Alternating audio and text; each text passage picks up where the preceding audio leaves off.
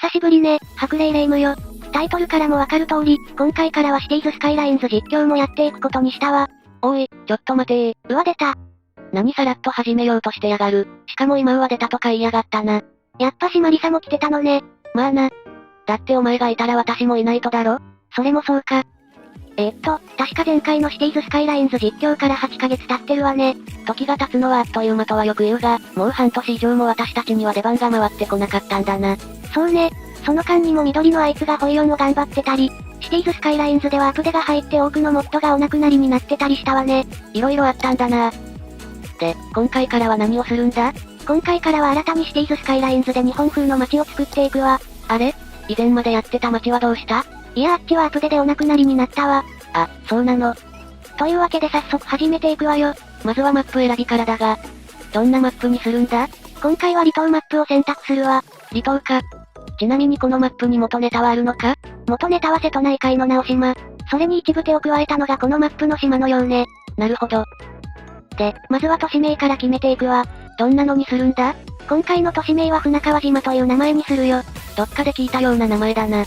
それじゃあ左側通行をオンにしてスタートするよ。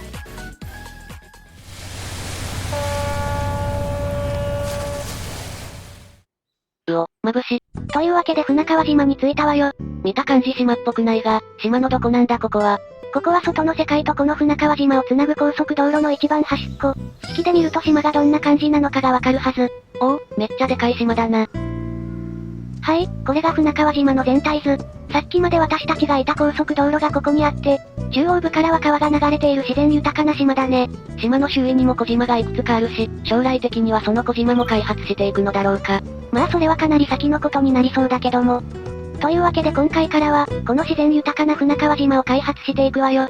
どんな感じに開発していくとかの目標はあるのか？特に人口何人にするとかの目標はないけども、とりあえず日本風のリアル思考な街づくりをしていきたいわね。なるほどな。それじゃあ早速街づくりに取り掛かるわよ。まずは何からしていくんだ？まずは毎度恒例のタイル開放から進めていくわよ。いきなりタイル開放か。言い忘れていたけど今回はマイルストーン全開放済みかつ資金無限でやっていくわ。資金繰りに右往左往しながらの街づくりを見たい方は注意だぜ。タイル開放が終わったら次は高速道路の延伸。どこまで高速道路を伸ばすとかは考えているのか？もちろん、今回はこの地図で示したここまで伸ばした先にインターチェンジを作ろうと思っているわ。そしてこのインターチェンジ付近の開発をするのが今回の動画の目標ね。なるほどな。そのためにも今は頑張って高速道路を伸ばしている最中。ちなみに今回使っている高速道路はこのアセットを使っているわよ。こだわりとかはあるのか？この高速道路のアセット、高架にすると自動的にのり面を作ってくれるから便利なのよ。確かに、平行不接ツールをいちいち起動せずに済むのは楽でいいな。そして高速道路のカーブ区間はネットワークマルチツールで滑らかな曲線を敷設。出たなマルチロードツール。前のシリーズから引き続き、今作でも大活躍するわよ。はいというわけで、高速道路はこんな感じに敷設したわ。まあここまではあっという間だわな。逆にここで時間をかけていたら今後が思いやられるわよ。まあここからが本番、インターチェンジ作りよ。出たなインターチェンジ。まあシティーズスカイラインを少しでもやっている人ならば、インターチェンジを作ることがどれほど大変かわかると思うけど、例に漏れず今回のインターチェンジ作りも死ぬほど時間がかかったから早回しで行くわよ。リアルで1日かかったのぜ。で、かなり久しぶりのインターチェンジ作成だが、どんな形のを作るかとかは決めているのか？そうね。今回は北海道にある旭川北インターチェンジを参考に作ったわ。ほう、わざわざそんなインターチェンジを参考にするなんて、なんか思い入れがあるのか？いや全くないわよ。使ったことないし。は？まあ、旭川北インターチェンジ周辺の雰囲気が、今作っているこのインターチェンジ周辺の開発計画とよく似ているから、参考にしてみたのよ。ほーん。ってことは今作っているこのインターチェンジ周辺も農地になるのか？そうなる予定ね。ていうかいちいちこのインターチェンジっていうのだるいからいい加減名前つけないか？確かに。じゃあ、船川島西インターチェンジなんてどうかしら？絶対旭川北インターチェンジをオマージュしただろ。ああ、バレた？バレバレだぞ。で、そろそろ話すこともなくなってきたが、全く完成する気配がないわね。一応中の人も死ぬ気で頑張っているんだけども、それ以上にインターチェンジを納得する形に成形するのが難しいわ。この右上の人みたいな感じで中の人もインターチェンジを作っているんだぜ。はい、というわけでインターチェンジの形は完成。形は完成ということは、まだまだあるわよ。お次はインターチェンジ内の装飾。Google ストリートビューを使って実際のものと大体同じところに同じ看板を設置していくよ。まあインターチェンジ本体の作成よりははるかに楽だな。そうね、探すのに少し時間がかかるけど。あとはゼブラゾーンも忘れずに設置。これがあるとリアル度が増すからな。ちなみに中の人は高速道路を運転したことがないので、高速におけるゼブラゾーンがこれでいいのか分かっていない模様。もうちょい長かったような気もするが。あとはインターチェンジ内に草でも生やしておきましょう。草じゃなくて木な。細かいことはいいのよ。そしてインターチェンジ付近には道路を管理する事務所的な建物を設置。あるあるだな。さらにそれとは別に道の駅も作ってみようと思います。道の駅か。何気に過去作から見ても作ったことのない施設になるな。多分そうなるかしら？よく覚えてないけど。忘れずに駐車場には草も生やして。木な。そしてなんやかんやあって仮完成したのがこちらになります。なんやかんやでだいぶはしょったな。それに仮完成ってのが気になるぞ。ああ、それはこの後も大規模な変更が加わったからよ。あ、そうなの？動画の最後には正式完成したのを見せるから、まあ一旦、インターチェンジと道の駅周辺はこれで終結ということで。わかったぜ。で、インターチェンジ周辺の開発は終わったわけだが、ここからは農地の作成か？そうね。それで、農地の作成方法なんだけども、もちろんシティーズスカイライン公式の農業の産業エリアで農地を再現するなんてことはせず、スチームワークショップで配布されている田んぼのアセットを使った農地の再現方法にしていこうと思うわ。ほう。それで、複数田んぼのアセットがあるわけだけども、どれにしようか悩んでいるのよね。一つはプロップを設置するタイプか、もう一つはデカールで地面にテクスチャを貼り付ける方法か。それぞれに一長一短あるんだけども。まあ今回はプロップを設置する方法でいこうと思うわ。そっちの方が近くで見た時も違和感ないし、そして今回使っていく田んぼのアセットがこちら。確かこれ、失踪した前作船川市でも使わせてもらったやつだよな。そうね、なので2回連続での動画出演になるわ。とっても重宝させてもらっているぜ。それと、前作船川市での田んぼを作った際に、視聴者様からの改善案をいろいろ出してもらったから、それも参考にしつつ作っていくわ。中の人はあんまり田んぼを見て育ってきていなかったからな。偶然にも畑作が優勢なところでしか生活してこなかったせいで、田んぼがどんな感じなのかがあまり想像できないのよね。ちょっと前に旭川で田んぼに水が張っていたのを見て、感動するくらいには目新しい存在なのぜ。そして設置した田んぼのプロップは全部 PO か。プロシージュラルオブジェクツだな。設置したプロップなんかに好みの変更を加えられるようになる。そうね。これを使って田んぼの稲の色を一部変えて、自然な感じにするわ。そして変えた後がこちら。ちょっと私たちで見えないが、変える前の左の田んぼに比べて、変えた後の右の田んぼはすごく自然な感じがしていい感じだ。そうでしょ。非常に申し上げにくいんだけど、スチームワークショップでこんな田んぼを見つけたわ。は？何を今更？なんとこちらの田んぼアセット、プロップではなく道路なんかと同じく、不設で設置できて、かなり自由度の高い田んぼを作れるっぽいのよ。なおかつアセット自体のクオリティも非常に高い。いやまさかね。せっかくここまで田んぼを設置してさらに色まで変えたというのに、まさか全部田んぼを撤去して、全部この新しい田んぼに切り替えるなんて言いませんよね。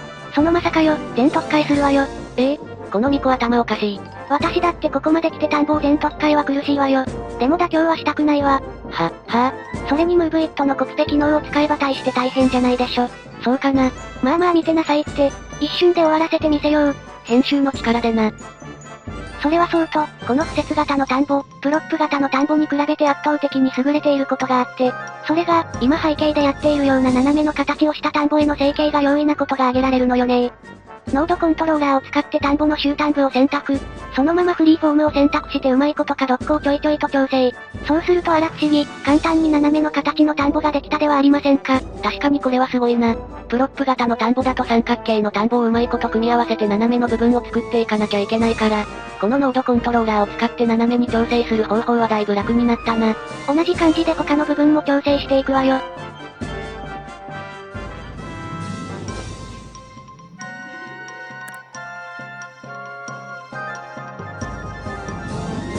田んぼの再設置も行いつつ、近くを流れる河川の開発にも着手。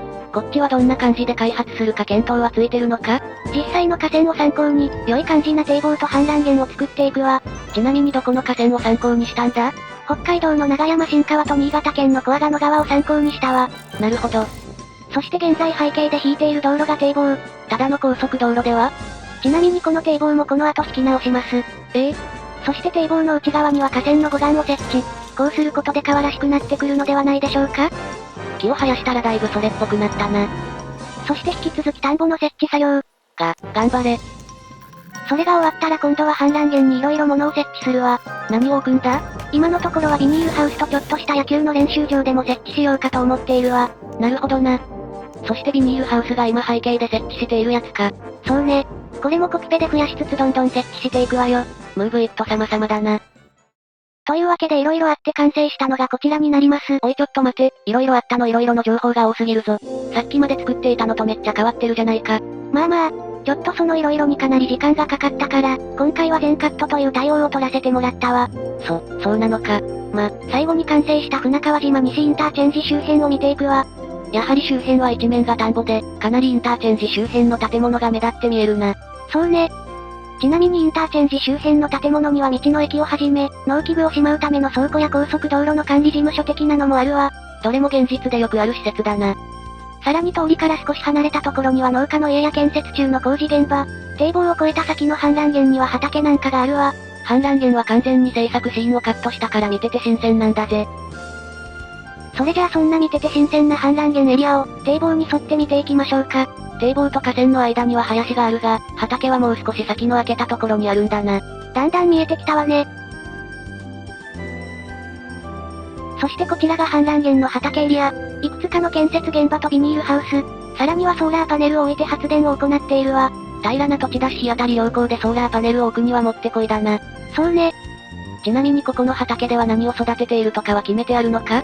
全く決めてなかったわね。まあビニールハウスの中ではイチゴかな？畑だと何かしら？ネギとか大根とか？ちなみにスチームワークショップだとトウモロコシ畑の設定らしいぞ。あんまりトウモロコシってのは日本っぽくないわね。お次は氾濫源エリアの反対側の、開発エリア端。まだ左奥の方は畑がないな。まあそれは次回にでも作るから一旦目をつぶってもらうとして、ここの田んぼには防風林を作ってみたわ。防風林か。私の家の近くにある麦畑の防風林を参考にして作ったわ。なるほどなのぜ。そしてこれが田んぼの全体。めっちゃでかい。将来的にはもう少し広がる予定よ。最後に道の駅内を見ていきましょうか。駐車場の色が変わったように見えるな。実は駐車場を建物からデカールに置き換えたわ。こっちの方がリアルだからね。実用性と見た目で、見た目を取ったんだな。というわけで超絶久しぶりのシティーズスカイライン実況だったわけだけども、第1回はどうだったかしら？失踪した前作船川市のようにならないことを祈るばかりだぜ。それはまあね。一応今後の開発予定もある程度決まっているからまあ安心しなさい。そうか。なら安心か？大船に乗ったつもりでいなさい。泥船の間違いだろ。なんか言った？いや何も。そう？ならそれじゃあ、今回の動画はキリもいいしここまでにしようと思うわ。そうだな。次回もそのうち投稿するわ。それじゃあ、バイバイ。